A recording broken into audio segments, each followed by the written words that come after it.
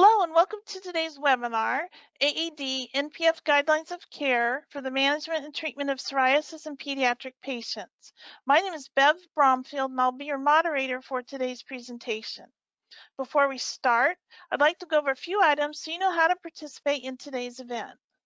We've taken a screenshot of the attendee interface. You should see something that looks like this on your computer desktop in the upper right corner.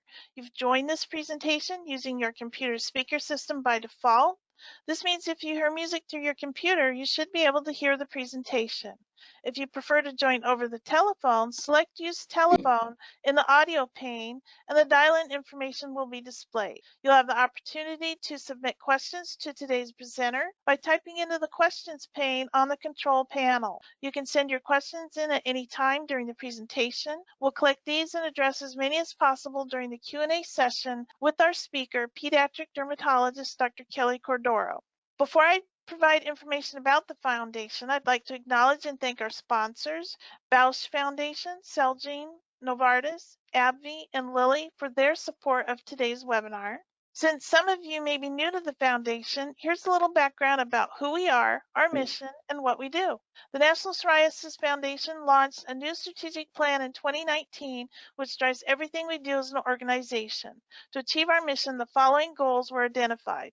Lead collaborative and transformational research in psoriatic disease, improve health outcomes by increasing the lifespan and health of individuals living with psoriatic disease, secure resources necessary to achieve our mission-related goals. By attending today's program, you've already taken a step towards expanding your knowledge about psoriasis and psoriatic arthritis, moving towards a better understanding of what it means to live with psoriatic disease. If you have psoriatic disease, you can accelerate efforts towards a cure and a greater understanding of the disease by participating in the NPF Corona National Psoriasis Patient Registry, which is the largest independent observational registry of psoriasis patients in the U.S. This registry represents a network of dermatology clinics that collect and study patient health information, allowing researchers to compare the safety and efficacy of psoriasis treatments, better understand conditions that are related to psoriasis, and explore the history of the disease. You can share your experience with researchers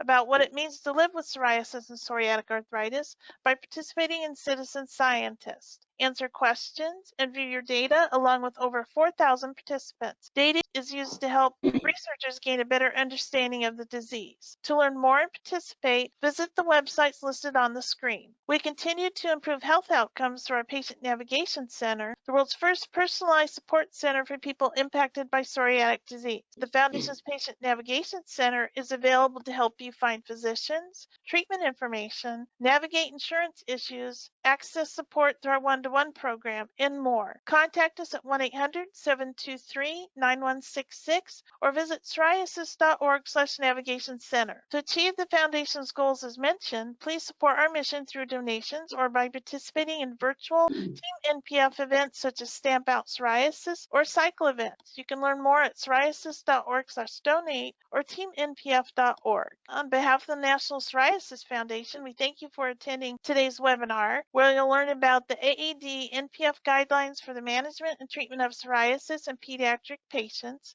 and what the guidelines mean to you as a parent and your healthcare provider. You'll learn about triggers and comorbidities that are relevant to the care of youth with psoriasis and psoriatic arthritis, treatment options, efficacy, and safety concerns, including the most recently approved treatment for youth with psoriasis, and finally about resources to help gain a better understanding of psoriatic disease and available treatment options.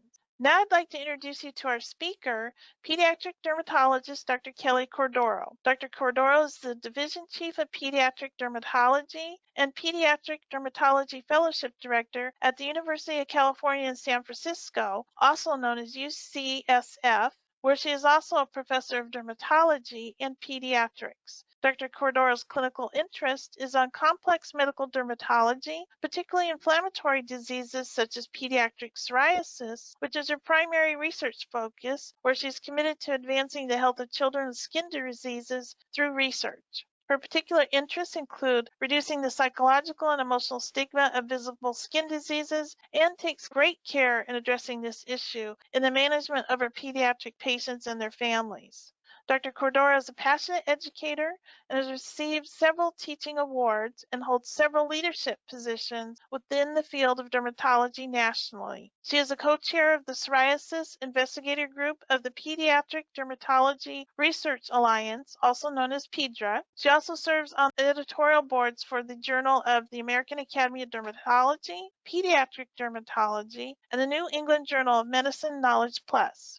Dr. Cordoro is a member of the National Psoriasis Foundation's Medical Board and is one of the leading authors who developed the pediatric guidelines, which you'll learn more about today. She has also been voted as one of the best pediatric dermatologists in the country. It is my honor to welcome Dr. Kelly Cordoro, who will present the AAD-NPF Guidelines of Care for the management and treatment of psoriasis in pediatric patients. Please welcome Dr. Cordoro.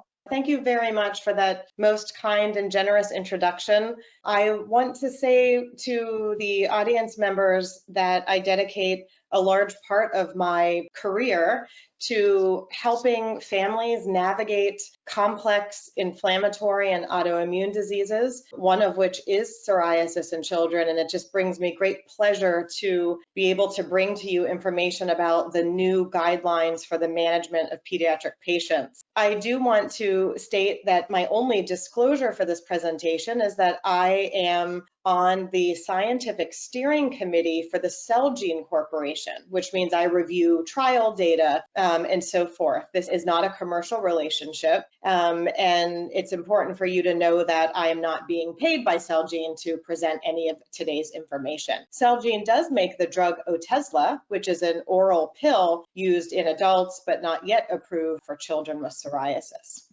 So it's a really exciting time for pediatric psoriasis. In my career of 12 years thus far, it's just incredible what has been accomplished.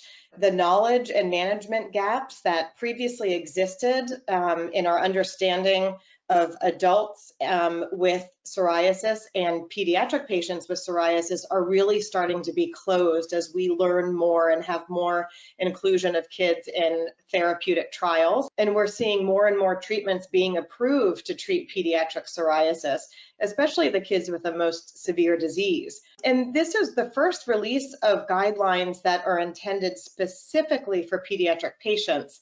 This guideline is part of a multi-part guideline that reviews all of the different aspects of psoriasis in adults with a special edition for children, which is what we will review today. This guideline was published in November of 2019 as a joint effort between the American Academy of Dermatology and the National Psoriasis Foundation. And the guidelines for pediatric patients address the following components of care. And I'll show that to you in more detail on this next slide. The pediatric guideline, which you can access if you have access to PubMed or the National Psoriasis Foundation or the American Academy of Dermatology.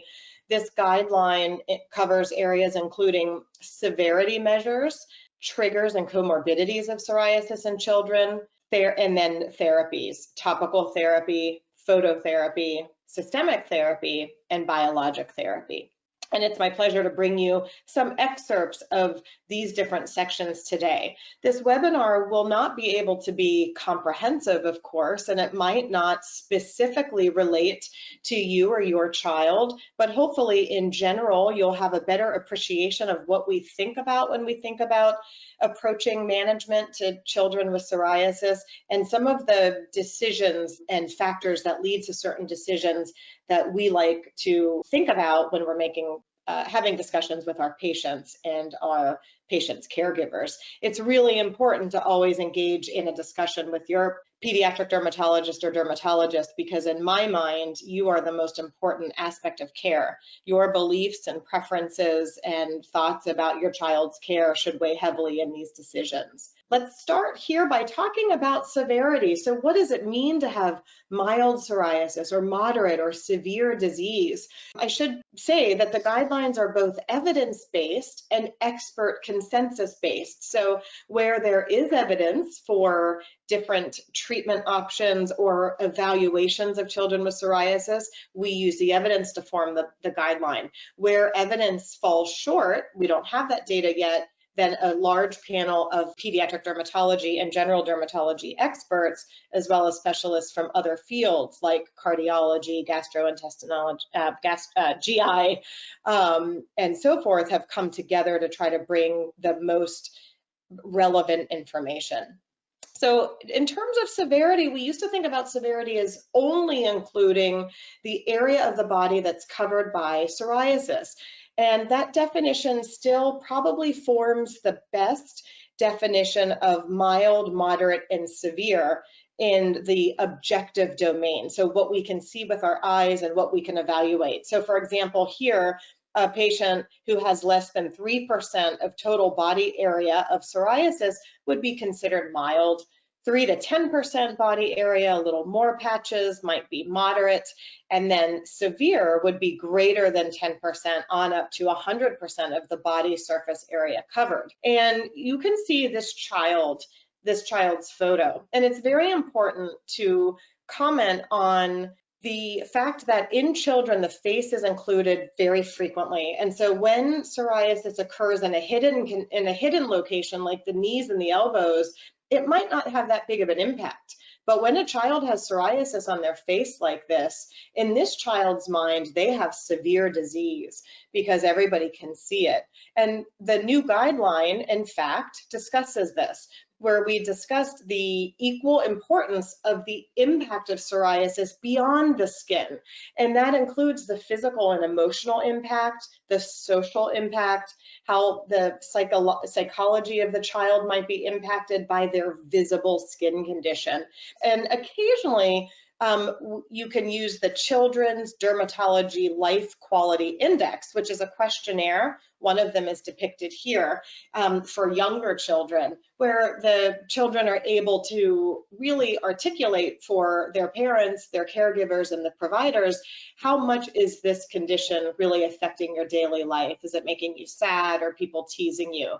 And that is as important when we determine how severe psoriasis is in terms of selecting treatments as is the objective measure of body surface area. Example, by body surface area, both of these children would be considered to have mild disease, 2% body surface area. But by impact, they would both have severe disease. My patient on the left who cries and is teased and bullied about his visible appearance, and my patient on the right who can't really play baseball because when he tries to put his hand in a baseball glove, it cracks and bleeds, and kids tease him about what his hands look like. So it's very important to have that discussion with your doctor about upgrading a level of severity to severe when it impacts functioning and mental health. Now, triggers are very common in children. We still don't really fully understand what causes psoriasis. We don't know if it's one specific aspect of the immune system that goes awry. We don't know if the cases are intrinsic to the body or always caused by an extrinsic factor like an infection. We understand the immunology of psoriasis, but not really exactly what causes it specifically. And different things, though, can trigger either new onset of psoriasis or a flare up of psoriasis. And infections are most common in children, and you can see the child on the lower left with strep throat. But I also want to introduce you to the concept of perianal strep, which is strep that involves the area around the anus, which is very common and under-recognized cause of a flare-up. And so group A strep is something that we recommend in the guideline to look for, because if we can treat the strep, occasionally the psoriasis will get better. Trauma to the skin can make the psoriasis worse, so itching and scratching or falling off of a skateboard and getting cuts on the knees might bring psoriasis out. And certain medications can even flare up psoriasis. We see this more commonly in adults and much less commonly in children. And we've recently learned in the last 5 years the rule of obesity or increased body weight.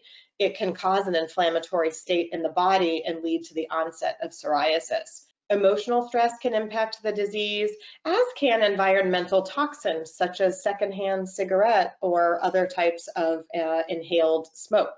Sometimes when we can recognize the triggers, then we can control the environment as best we can and help to improve the psoriasis.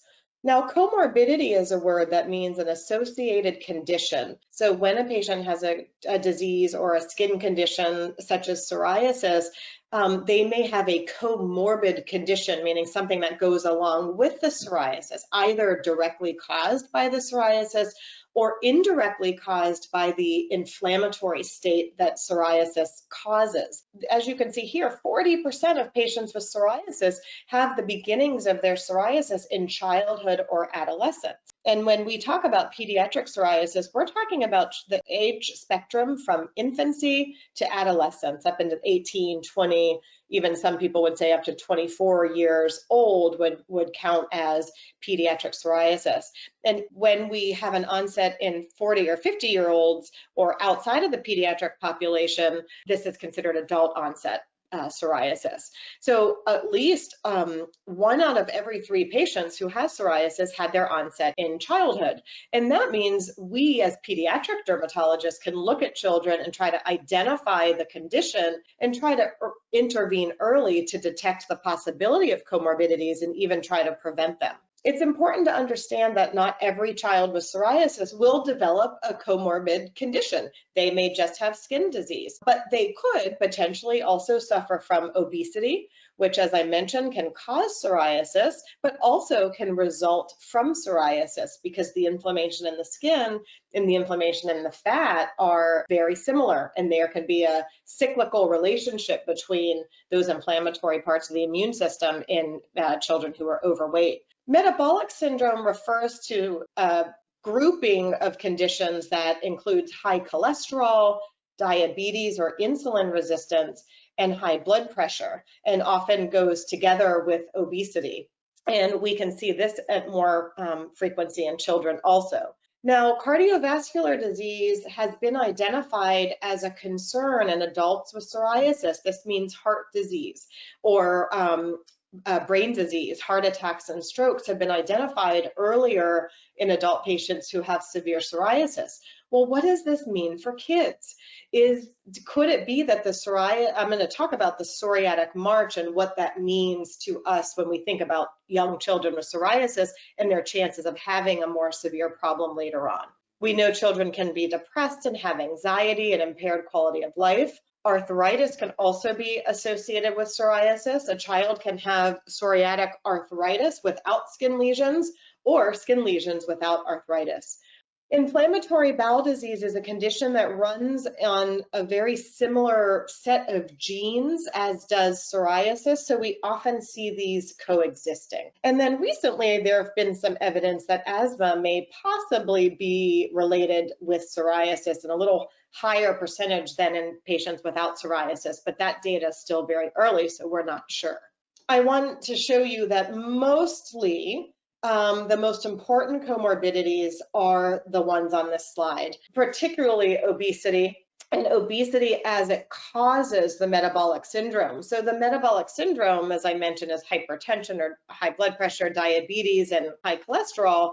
This is much more common if the patient with psoriasis is obese or overweight, and less common if it's just psoriasis alone. So watching the weight of children and intervening to keep children at a healthy weight is very important. Arthritis we also see in children, and I'm going to talk about each of these separately. And then quality of life and psychiatric disorders are the most common conditions that we see existing with psoriasis in children. So let's go through a few of these. Now, this is not meant to be scary. This is meant to just educate us about the possibilities of the downstream effects of severe psoriasis. And the psoriatic march is really a framework to help us to just think about what the impact of psoriasis and obesity can be on cardiovascular, heart, and blood vessel health. This graphic shows that psoriasis can lead to inflammation of the body. It can lead to insulin resistance, which can lead to high sugars in the blood.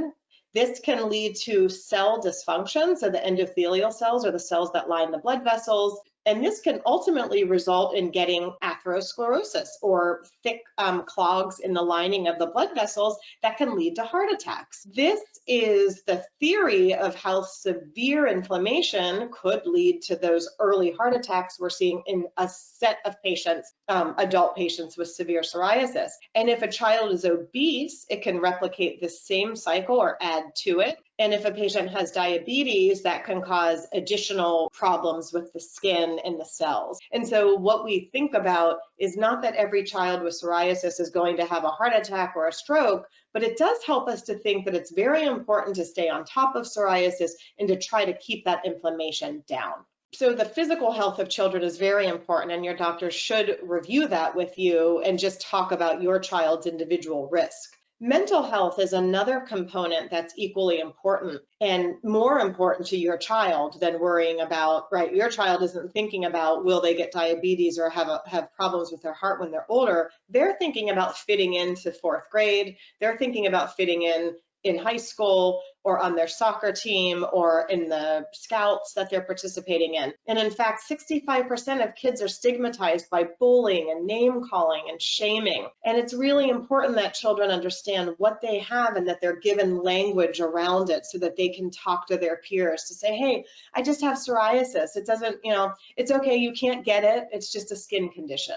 So it's really important to have that conversation to try to prevent stigma and kids from isolating themselves from their peers. And children have a risk of developing depression and anxiety, both organically related to psoriasis. We think that anxiety and depression can happen independent of the idea that the psoriasis looks bad and makes the child feel bad and then they get depressed. We think that actually it can also happen organically as part of the inflammation of psoriasis. And so having discussions with children about how they're feeling and how the psoriasis is impacting them is important in the care that you'll decide together with your provider to give to your child.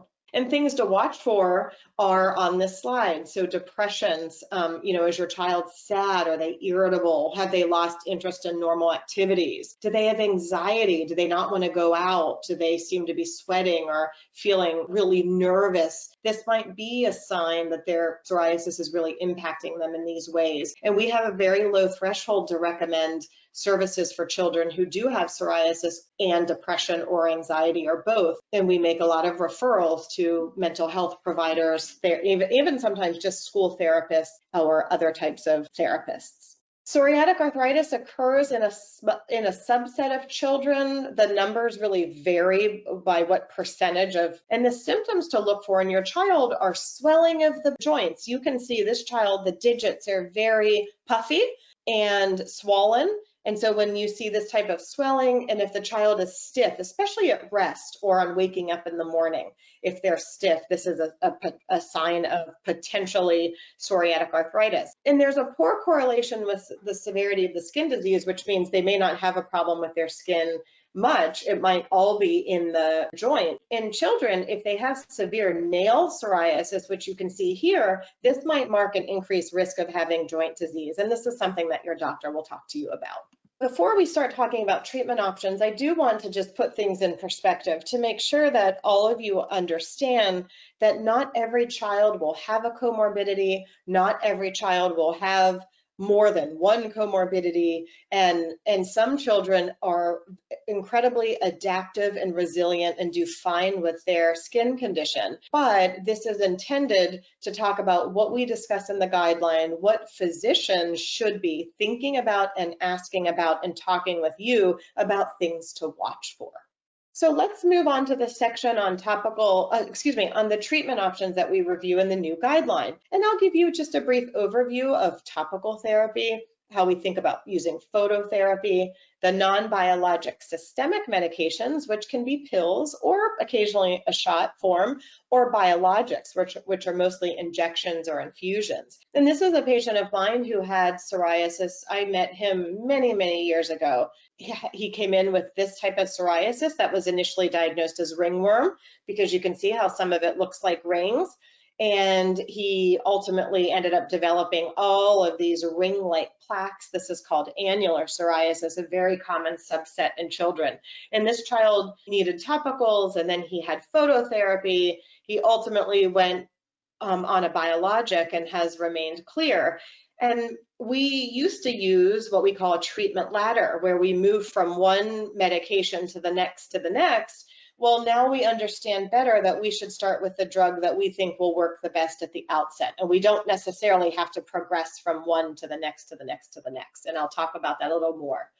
The approach that we take and that we recommend in the guideline will differ by age. So in neonates and infants, we really think about triggers. Does this child have an infection? Do they have some strep? And there are some genetic causes of certain types of psoriasis that we think about in these young children. And we really take a conservative approach. These children are almost always treated with topical therapy, which means creams and ointments. Now, as children move through childhood into late childhood, puberty, and adolescence, we really then start thinking about the social impact in addition to the medical impact.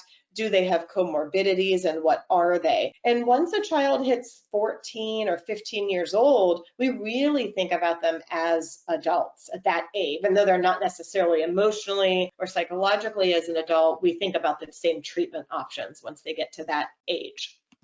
So the considerations in treatment really are many. So it's not necessarily an easy decision to figure out which drug to give which patient. We think about how severe is the condition, where is the condition located, how bothersome is it to the child, what type of psoriasis is it? Is it plaque psoriasis or pustular or gut tape? Those different types of psoriasis have different outcomes and are treated differently. How old is the child, as I just reviewed? What is the impact on their quality of life? Do they have other health concerns that might be relevant in terms of what medicines are best or safest? Do they use other medication?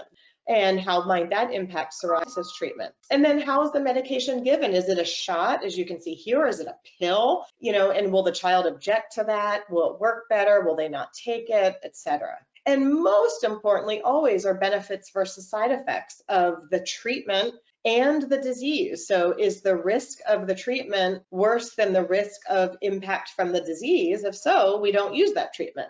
But if the risk of the disease is greater than the risk of any specific treatment, then we might choose that treatment. It's important to talk to your doctor about your treatment goals and your preferences as a caregiver, and engaging in shared decision-making with your provider.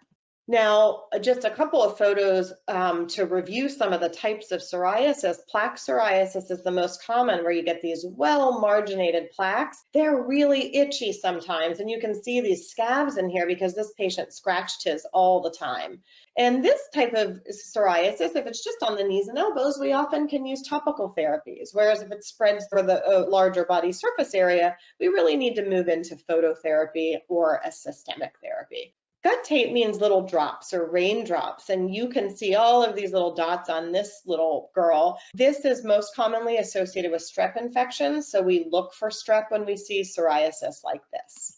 Now, babies tend to get what we call inverse psoriasis or diaper psoriasis. So inverse psoriasis really means psoriasis of the face or the folds of the body, in the armpits and the neck creases and the creases of the arms and the legs. But diaper psoriasis or anogenital psoriasis is very common presentation in babies. And again, here we often will use topical therapy because that's the safest in young babies. Psoriasis can happen just of the nails. Psoriasis can also not be plaques like this, but can be pustules. This child has pus bumps everywhere that have formed lakes of pus. This is a very severe type of psoriasis that requires more aggressive treatment. And then children can be erythrodermic, where their whole body turns red because the psoriasis is so severe. And so in these types of psoriasis or widespread plaque psoriasis, we're really not thinking about topicals anymore. We're thinking about phototherapy, non-biologic systemics, or biologics.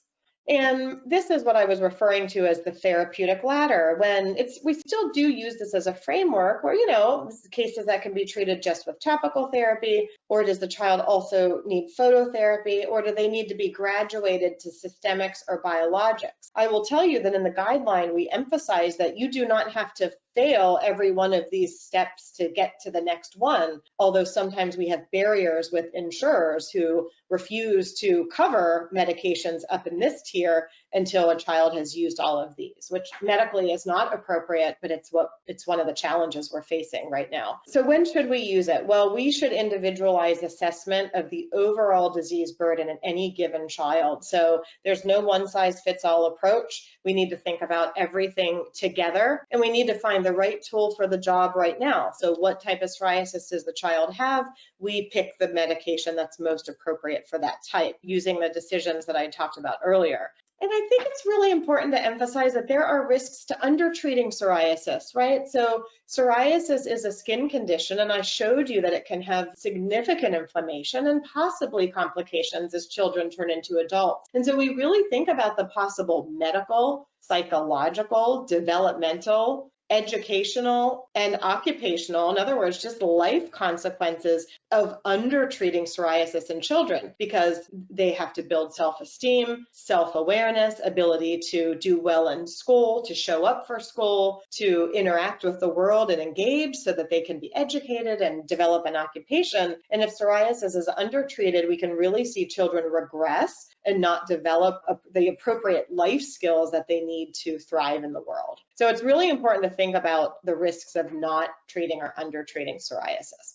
Now, you're going to have access to this webinar, and so you can go back and listen to this and look at these slides and really take your time with this later. But I want to go through just some highlights of each of the types of therapies. We use topical steroids as first line and recommend them in the guideline as first-line therapy, preferably used in rotation with other therapies, because topical steroids work the best. They just do. They're anti-inflammatory, and they really are an important part of care. But one size does not fit all, both with effect or efficacy, how well they work, and side effects. So not all topical steroids could potentially thin the skin. We worry about that with stronger types of steroids. But when you have very severe psoriasis, you need to use a moderate to highly potent topical steroid. But if you're a baby, we would use something lower potency. But we use topical steroids and recommend them in patients of all ages for all types of psoriasis. And the idea is to control the condition, get the psoriasis down, and then maintain it by reducing how often these medicines are applied and using them maybe a few times a week to keep the psoriasis away. We know psoriasis is a relapsing and remitting condition, so we don't have any cures for this condition, not yet, so we have to manage it. Now, we like to alternate topical steroids with non-steroid drugs. So calcipotriene and calcitriol are vitamin D creams that can help with psoriasis. We use old-fashioned remedies like derivatives of coal tar. And then there's a class of medicines called the topical calcineurin inhibitors that are not steroids, but they're good anti-inflammatories. And often we will use a steroid first to get the disease knocked down, and then use one of these options to prevent it from coming back. Now, some of my favorite tricks with topicals, and many of our favorites that we wrote into the guideline, is combination therapy. So medicine A plus medicine B. So for example, there's actually a really nice combo product that includes a vitamin D analog and betamethasone, a steroid, that can be applied to the body and scalp. And because it's an all-in-one, it helps compliance. The child is going to use it. It's easier to use one thing than two things. It's particularly good for plaques like this on the scalp of a child. It comes in many different vehicles of delivery of medicines. There's ointments, creams, lotions, liquids, foams to use. And your doctor will discuss with you the different options of how to deliver these medicines and what's going to work best for the site of psoriasis and the age of your child. Now, rotational therapy means A and B, but maybe something like drug A twice a day on weekdays and drug B on the weekend. So we might use a steroid medicine on topical steroid on Monday through Friday, and then give a break from the steroids on the weekend. And what happens is this helps increase efficacy and reduce side effects. And then sequential therapy is one of my favorites. Clear the psoriasis with drug A and then maintain its clearance with drug B. These all work really, really well, and I use them all in my practice. And so other things to jot down and talk to your child's doctor about. We use phototherapy quite a bit. It's a first line intervention for extensive disease, or when topicals are not working effectively, or the body surface area is so much that you couldn't possibly put an ointment on that much skin. We use it for clearance and maintenance, and I will just suffice to say that the narrowband UVB is really the preferred treatment with the best efficacy and the least amount of side effects. There's a targeted form of narrowband UVB also called excimer laser. But one of the challenges to phototherapy, I will just say, is that it's really hard to find a location that has phototherapy for children, and it can be very inconvenient because you have to get your child there 2 to 3 times a week for at least often 12 weeks. Now let's talk about the non-biologic systemics. We use these to clear the skin and then maintain the stability of the psoriasis, meaning try to keep it down, and we try to get the skin clear and then taper these drugs to the lowest possible dose. Now, systemics and non-biologic systemics and biologics treat the whole body. So most are immunosuppressive, some are more immune modulating and less suppressive, but they all work to reduce inflammation in the body. And the non-biologic systemic therapies really still play an important role. They're all we had years ago. So there's decades of experience with them, and these are the drugs on the left. Methotrexate is very slow, but has a good sustained benefit for psoriasis. Cyclosporin is very quick acting, so we use it for rapid onset of effect in kids who really need a quick rescue from their disease. Acitretin is a retinoid medicine. It's not an immunosuppressive, so it's a great choice for, especially for young males, but if a female is of childbearing potential, this drug can cause side effects in an unborn child, so we don't give it to women who are of childbearing potential. And then phototherapy, as I mentioned earlier, is good if you can get it, if you have access to it. The advantage of systemic therapies is that you can start them and stop them. Easy on, easy off. Take this for 6 weeks and then let's reduce it and continue with topical, something like that.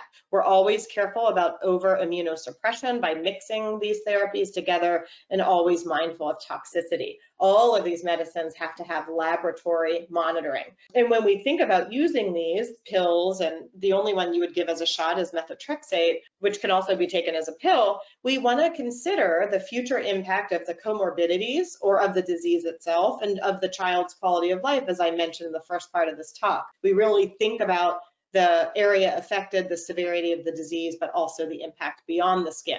And just make sure the risk of the disease is considered equal to the risk of the treatment. The improvement time varies and side effects vary depending on which drug is chosen, and they all require lots of blood draws to monitor for their safety. And we review these in great detail in the guideline, and all of these medications are used, not infrequently.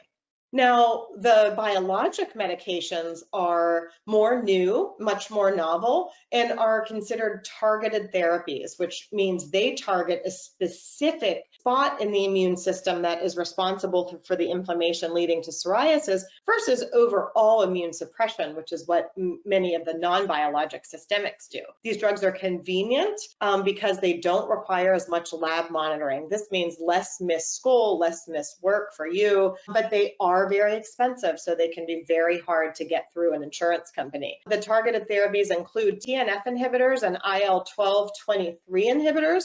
These drugs have accumulated so far the most data in children and has accumulated enough data that just last month, one of the IL-17 inhibitors was just approved in kids for use in children, and I'll talk about that in a subsequent slide. IL-23 inhibitors and the PDE inhibitor Otezla are accumulating data. And the names here represent the cytokines or the inflammatory chemicals that are released in the body that lead to psoriasis. And so when you inhibit that chemical in a targeted way, it can reduce psoriasis. And you could argue about which ones are better, but I will tell you that there is data on how these medications perform in trials, but they're not often compared head to head. So we take the information about how often they're dosed and the child-specific relevant medical situation to talk to parents about which of these might be most appropriate. They all really have very reassuring safety profiles, and really the new expectation in this era of psoriasis treatment is really complete or near complete clearance of psoriasis, whereas the non-biologic systemics have a harder time achieving that expectation. So I want to talk about this slide, and then I'll let you look at the other slide on your own so I can get to your questions. But the biologics are used for moderate to severe plaque psoriasis. They also work great for psoriatic arthritis. I mentioned that they're targeted, so they suppress specific pathways. And the choices include the TNF inhibitors, Enbrel. The ones that are approved are listed here: Enbrel, Stelara, and Taltz. But I will say that we use things off-label, meaning they're not necessarily approved yet for use in children in this country, but we know that they work and we've built an experience around them. So we don't have to stick to the medicines that are FDA approved, but if they are, it means they've been rigorously tested in trials. And some parents want to stick only to the medicines that are approved, and I think that's fine. So these are some extra slides about efficacy and safety data. And what I want to do is actually summarize, because this is what we all worry about. The efficacy and safety data, these biologics have incredible effect. They work well, they work fast, to the expectation where within a few weeks of giving your child their first injection, their psoriasis is going to be probably at least 50% better, if not completely clear. The most common side effects are injection site reactions, so like a bee sting type of reaction where the injection was given, and the risk of infection. So these drugs modulate aspects of the immune system, and as we know, we need our immune system to fight off viruses, bacteria, fungi, and so we're very careful about talking to parents about the potential risks of infection with the different biologics. The question I get asked the most about from parents is malignancy. Is this drug going to cause cancer in my child? The summary statement is, based on the best evidence available, these drugs do not appear to have an increased risk of cancer or lymphoma when used as single drug agent. Where we see this risk is when patients are treated with multiple therapies over time for very complex conditions.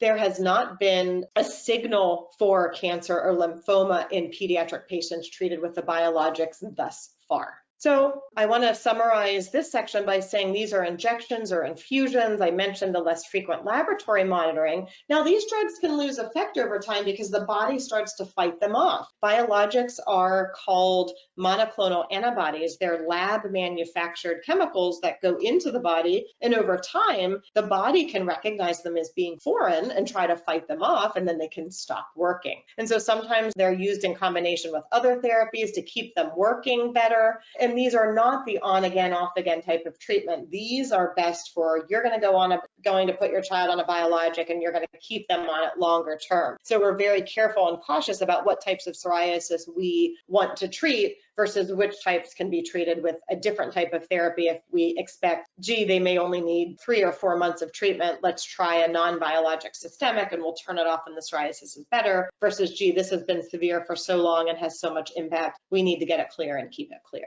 The safety and efficacy data is rapidly accumulating, as I mentioned, and this is really, really an evolving area of treatment. It changes so fast and it changes by the day. So the NPF can help to keep you informed. Things to consider if you're thinking about a biologic for your child. How do you weigh the benefits of treatment versus the risk of possible comorbidities? And that's something really important to talk to your doctor about. How will your child react to injections or the need for lab work with these medications? How do you feel about the use of a biologic for your child? No parent should ever be talked into a treatment that they're uncomfortable with. I think that the decision rests equally in the part of the caregiver as it does the physician to be the guiding source of information. But really, this is about you and your comfort level and your preferences. And the same, how does your dermatologist feel about prescribing and managing a biologic or a non-biologic systemic? You do want to try to make sure you're having access to somebody who is comfortable treating children, who has experience treating children, and understands the different physiology of pediatric patients, because children are not just little adults, and so it really matters. And a big part of the guideline talks about these differences in each of these sections, and the guideline goes into a great amount of detail about considerations for pediatric patients versus adults. And so finally, what do the guidelines mean to you as a parent? Well, first of all, Finally, we have a guideline that's the first time that there's been really a path or a way forward for pediatric psoriasis care with evidence in pediatric patients specifically versus borrowing evidence from adult trials to make management decisions for children. So we have a way forward for kids specifically. And it really identifies that the care of pediatric patients is different from that in adults. And most importantly is that treatment should be individualized. So it's hard for me to answer a question about any specific situation because every child is unique and has a unique set of circumstances that matter. And so those decision-making discussions should include a lot of information in addition to just the psoriasis. And then the guidelines really stress the importance of ongoing education for the child and family. This changes fast. We need to talk to kids if they're age appropriate for us to address directly. We need to be talking to caregivers if the child is not age appropriate to interact in the treatment decisions. And we like to involve kids who are old enough to make decisions in the decisions so that everybody is comfortable with what's been decided. I want to thank you so much for inviting me, and I'll be happy to address questions now. Great. Well, thank you, Dr. Cordoro. That was a great presentation. We do have some questions for you. Since you spoke about comorbidities earlier, does an earlier age of onset increase risk of comorbidities? Not necessarily, but we don't know specifically. We do not have yet a comprehensive registry of pediatric patients who develop psoriasis at various ages who are then followed out for 10, 20, and 30 years. So to answer that question, we really need a registry with long-term follow-up, and we are working on trying to make that happen. So right now, we don't know. I'll leave it at that. We're not sure. And have you seen an increase in the number of children diagnosed with psoriasis over the last 20 to 30 years? Yes, there's great epidemiologic work done out of Mayo Clinic by a friend and colleague, Dr. Mega Tollefson, who has shown us that the psoriasis rates have increased 10, 20-fold in the last 10 to 20 years. And there's various thoughts about why that might be the case. You know, are more parents in the workforce bringing home infections, potentially triggering onset of psoriasis in a predisposed patient? Or are patients coming to care more now because of efforts among clinicians and advocacy and research organizations like the NPF, where it's considered a real thing? We think that it's both probably increased access to care, so we're seeing the numbers, and probably our changing environment that's causing an increase in the numbers of patients with psoriasis. And there could be other factors too. We don't know yet the relevance of diet, of the Western diet versus other type of diets or environmental exposures. We don't have a good handle on that yet. So you mentioned diet.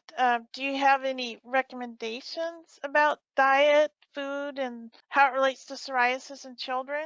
Yes, there's no strong evidence yet to suggest that any specific diet is better for psoriasis. But I will make 2 points that we don't necessarily discuss this in the guideline other than to say that evidence is not yet there. But I will tell you what we do have evidence for is increased weight and obesity in children, which has also been increasing at kind of an epidemic rate. And so children should have a balanced diet where they're taking in whole foods as much as possible. By whole, I mean foods that are not processed or packaged. So if you have to rip off a wrapper or snap a can open or unscrew a bottle top, this is probably not healthy for the children. So I give all of my families the message that trying to maintain a healthy diet is very important because we do know that some foods are very inflammatory. There's a lot of work being done about a high glycemic diet or a high sugar diet, and a lot of work being done on the role of gluten, but we don't have any definitive data yet to suggest a certain type of eating. Sometimes you hear that eczema and psoriasis are mixed up when diagnosed. Could an anti-inflammatory marker help to make the correct diagnosis? Several things that we could talk about related to that. I will say a couple of points. It's a good question. Psoriasis and eczema are both inflammatory skin disease with a slightly different pathophysiology or immunology in the body. Not often mistaken for each other by dermatologists, but they certainly do overlap. So you can have psoriasiform eczema or eczematous psoriasis, where one looks like the other. And yes, we would love to have a definitive biomarker to say this is eczema and this is psoriasis. Now, in the beginning and early stages of that overlap, it doesn't make a big difference because the treatments are actually almost identical for eczema and psoriasis when it's mild and localized. You can use a topical steroid and moisturizers, and in mild cases will get better. And so sometimes it's not medically important to differentiate. But if the disease is more severe and you're not sure, while we don't have a biomarker yet, we can do a skin biopsy to determine what the condition is so we can appropriately treat it. And what about Taltz? What has been your experience with Taltz and how quick does it work? I must confess that we as pediatric dermatologists have little experience as a group with the IL-17 inhibitors in younger children. They were the newest to have the inclusion of pediatric patients in trials. In the few cases that I have used Taltz and my colleagues have, it's very effective treatment that's quite rapid acting. So we're excited about the addition of Taltz to our therapeutic armamentarium. And let's talk about the emotional toll a little bit, which you touched on. How are kids affected socially at different ages? Yeah, that's a great question. The different ages, so just to summarize, to be brief, children who are, of course, infants and young children, they tend to not be aware of what's going on. They're happy as clams. They may recognize that there's something on their skin, but until kids are around pre-K, kind of kindergarten age, they're not recognizing that their skin looks different than their peers. And so the social and emotional impact of young children is very low. But as you start getting into the kindergarten age, first and second grade, kids are understanding what they look like in relation to their peers. And this is when they can start feeling, why am I different? This is also an age at which other kids will say, why are you different? What is that on your skin? So they don't really have a filter. So children might not even be bothered by what they have, but other kids are open, freely asking them, what is that? What does that mean? And so that can then have a negative consequence. Where we see the most impact is children that are around, probably the significant impact starts around 8, 9, 10 years of age and older, where self-esteem is developing, kind of social courage is happening, and interaction with peers is really, really important. And there's a really important age there between like 9 and 14, where if we miss that window of opportunity for kids to be confident socially and emotionally, it can really have a lasting impact. And then we certainly know that teenagers and late adolescents, post-pubertal, 14, 15 through 18 and above, are really impacted by the embarrassment of having a visible skin condition. They're experimenting, they want to hold a partner's hand, their hand is scaly and red, or they'll withdraw from sports, they won't go to that dance, they might not participate on a cheer squad or whatever it may be, and that can also have significant social influence. So we always talk about this, and it's always important to ask the child directly to explain what their psoriasis means to them. And it's incredible how much insight children have if you give them the opportunity to really talk about it. But we always try to stay positive and teach kids coping skills, and this is what it is, and education matters, and you really reduce bullying by awareness and education. But that's the way the different ages are impacted. I hope I answered that question. Yes, I think you did a great job of outlining that. Another question, going back to treatments, how do you chat with a parent who has some concern about going on the biologics due to the side effects? You showed the information that malignancy is not as big of a concern as we used to think. It's a comprehensive conversation, and I will say this, there's the drugs, the quote unquote oldies but goodies that we know, right? The non-biologic systemics that have been used for 50 years, drugs like methotrexate and others, where we're very well aware of the risks and the potential toxicities and the concerns, and we monitor for it, we do lab work, and we do all of those things. So those are kind of more known. The biologics as a group are newer in general, right? Some of them have been around a couple decades, but for their use in pediatric psoriasis, really just the last decade or so. And so I always am honest with parents to say, we don't know if these medications will have an impact in 30 years. We don't have that data because the drugs have not been around that long. We have not seen any signals.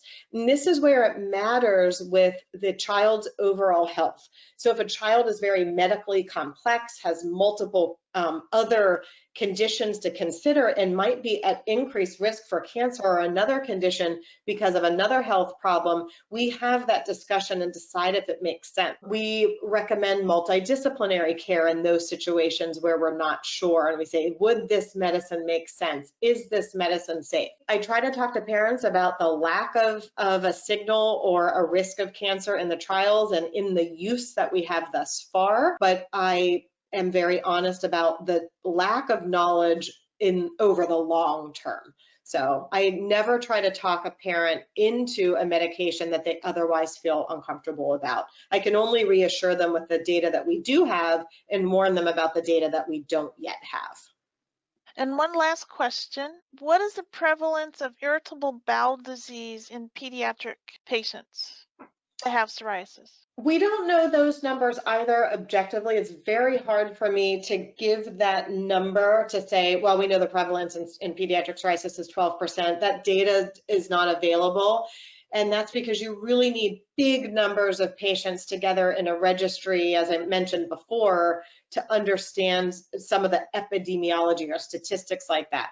But I will say that it's not uncommon because the genes, many genes that are involved in psoriasis, some of those very same genes are involved in the pathways of inflammatory bowel disease. So just as an example, in my practice, I would say if I have 100 kids who have psoriasis, maybe 5 of them have inflammatory bowel disease also. And also, there's a very interesting phenomenon where inflammatory bowel disease patients who receive certain medications can show up with psoriasis or psoriasis-like rashes. So we're starting to try to understand, are they genetically related? Is this something about the drugs that we're using, suppressing inflammation on one hand and causing it in a different part of the body? So what we have to understand is the checks and balances of the immune system. When we reduce one pathway of inflammation, we might actually cause an increase in another. And we don't know that until we use these drugs over time. So for example, the IL-17 inhibitors are not meant to be used and should not be used in children or adults who have inflammatory bowel disease, because in the trials, we saw an increased rate of that with the IL-17 inhibitors, and that was on one of the slides. And we understand that to be true. So we really avoid that medication and all that class of medications in children who have IBD. And that's why it's really important for parents and caregivers to have a conversation with their doctor about the other medical conditions that are involved so that we can make safe choices. Terrific. Well, thank you, Dr. Cordoro, for taking time to answer the questions we've received for today's webinar and for sharing your expertise about pediatric psoriasis. That's a lot of great information. I'm really grateful. I just want to say that I really appreciate the struggle. I appreciate how much is known, yet there's also so much unknown. And I just want to say to everybody that's listening today to thank you for tuning in and trying to become more educated about this condition. And I really wish you all health and safety and security. And thanks for tuning in. Great closing. Thank you. Thank you. Okay, for resources specific to youth and you as a parent, please visit our spot at psoriasis.org/our-spot. Resources include age-appropriate information for up to age 18, personal stories, access to ordering a welcome kit if you haven't received one already. That includes information specifically for teens or younger kids, and soon this will include a link to tonight's webcast. You can also access additional information through podcasts, through Apple Podcasts, Google Play, Spotify, iHeartRadio, or a feed service of your choice. If you'd like more information about pediatric care, catch episodes number 2 with Dr. Amy Powler or number 50 with Dr. Laura Winley, both of whom are also leading pediatric dermatologists. And you can listen at psoriasis.org/podcast.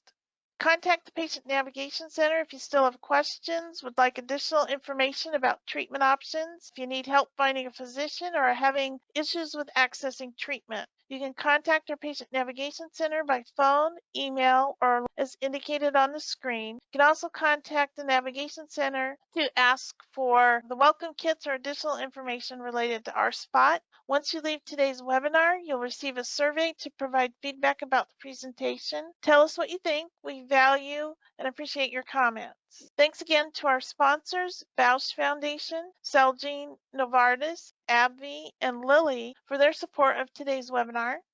Finally, you can access our webcast archive at psoriasis.org/webcast. This concludes our presentation for today. Thank you for attending.